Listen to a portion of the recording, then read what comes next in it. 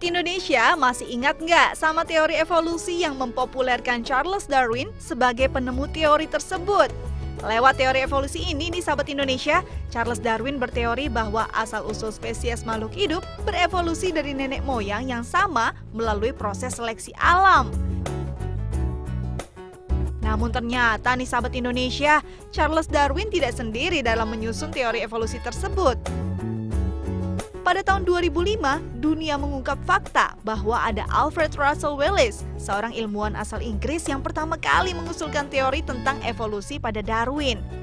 Dan Indonesia layak bangga, karena di Indonesia, atau tepatnya di Ternate lah, teori ini pertama kali tercetus. Wow!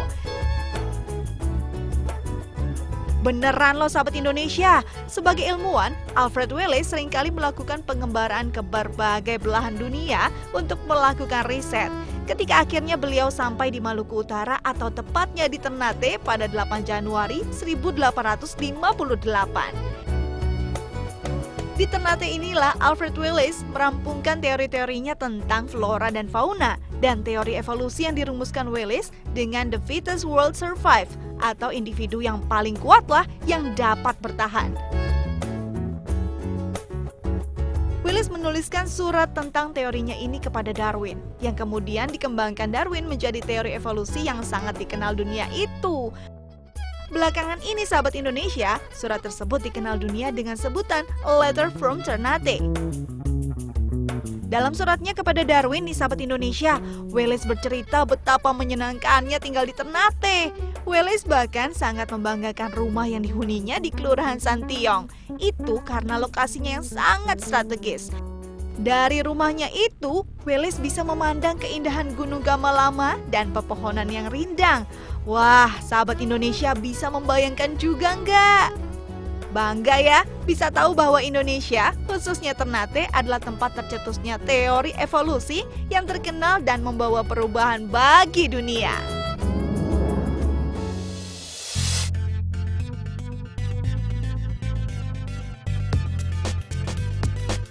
Sahabat Indonesia, siapa yang nggak mau sama profesi yang satu ini? Bisa keliling dunia gratis sambil naik pesawat.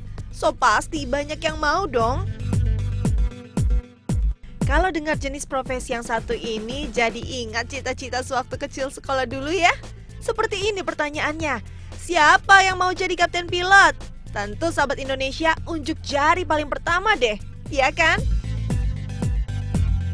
Nah, buat sahabat Indonesia yang sering jalan-jalan naik pesawat, tentu udah sering dong lihat seorang kapten pilot di dalam kabin pesawat, ya enggak? Dan cuma kapten pilot lah yang punya kuasa penuh di dalam kendali sebuah awak pesawat terbang. Apalagi kehadiran sosok seorang kapten pilot pada awak pesawat kenegaraan di dunia. Bisa-bisa kapten pilot yang dipilih punya standarisasi dan seleksi yang amat ketat. Tentunya agak berbeda dengan pesawat komersil ya sahabat Indonesia.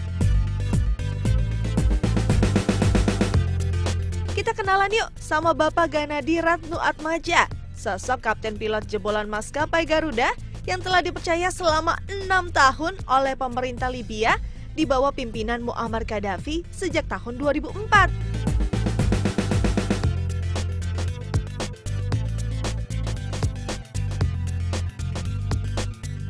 Kalau menurut saya itu suatu prestasi yang membanggakan. Anak bangsa yang profesinya pilot dan juga bisa go international itu harus dihargai, harus diakui dan perlu juga diekspos. Ya karena kan jangan sampai namanya tenggelam begitu dan tidak dikenal, tidak diakui, tidak dihargai di negeri Indonesia. Jadi perlu adanya penghargaan, baik secara bisa macam-macam gitu, penghargaan bisa secara tertulis, lewat berita gitu bahwa ada loh anak-anak bangsa kita yang punya prestasi cemerlang di dunia internasional gitu. Siapa tahu bisa menjadi inspirasi buat jutaan anak di Indonesia lain begitu. Gaddafi, begitulah rakyat Libya memanggilnya. Beliau dikenal sebagai pemimpin yang revolusioner di Libya yang amat dihormati.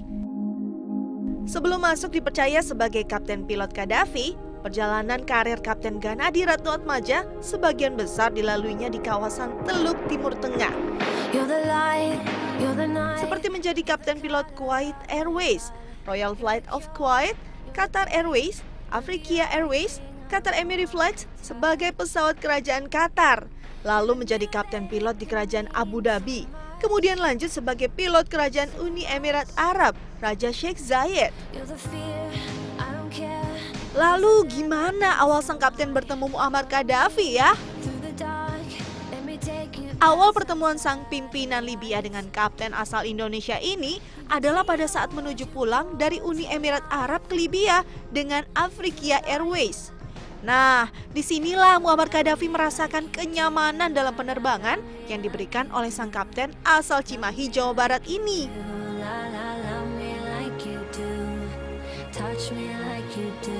Setelah usai perjalanan, tak perlu waktu yang panjang lagi.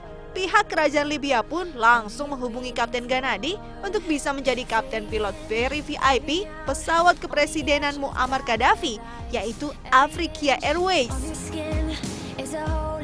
Saking percayanya Muammar Gaddafi dengan sang kapten, di tahun 2008 Ghanadi pernah memutuskan untuk kembali ke pangkuan keluarganya di Indonesia.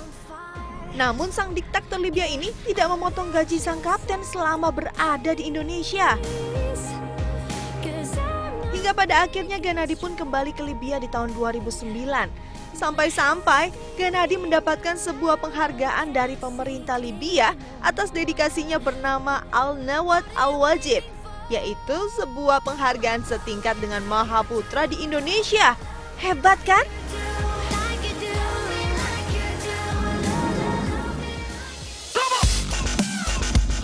Ada anak Jakarta jadi Power Ranger. Ranger apa ya sahabat Indonesia?